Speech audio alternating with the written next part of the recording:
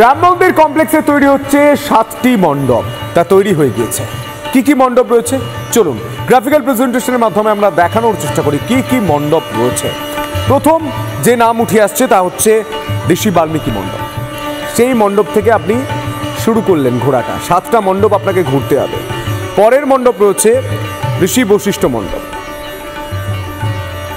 এবং তারপর ঋষি বিশ্বামিত্র মণ্ডপ, তারপর রয়েছে ঋষি অগস্ত্য মণ্ডপ, তারপর থেকে একটু এগিয়ে যাবেন নিষাধরাজ মণ্ডপ,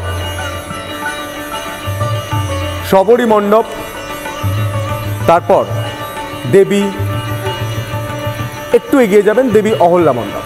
এই 7টি মণ্ডপ তৈরি হয়েছে এবং রাম মন্দিরের যখন প্রতিষ্ঠা হচ্ছিল ঠিক সেই সময়ে এই মণ্ডপগুলির কাজ শুরু হয়েছিল, চলছিল, শেষ হয়ে গিয়েছে, সম্পূর্ণ হয়ে গিয়েছে রাম মন্দির।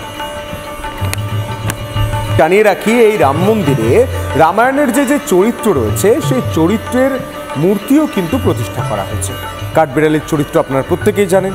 যখন রাম সেতু তৈরি হচ্ছিল তখন কাঠবিড়ালি তিনিও এই রাম সেতু তৈরিতে নিজেকে সমর্পণ করেছিলেন।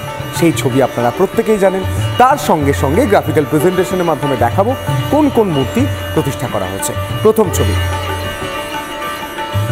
রামায়ণের মহান চরিত্রদের মূর্তি স্থাপন করা হয়েছে।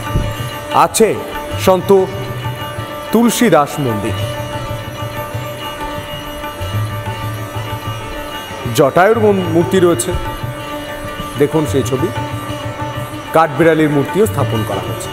যে কথা আপনাদের বলছিলাম, গোটা রাম মন্দির পুরোটা সম্পূর্ণ, সব কিছু নিয়ে রাম, সবার মাঝে রাম।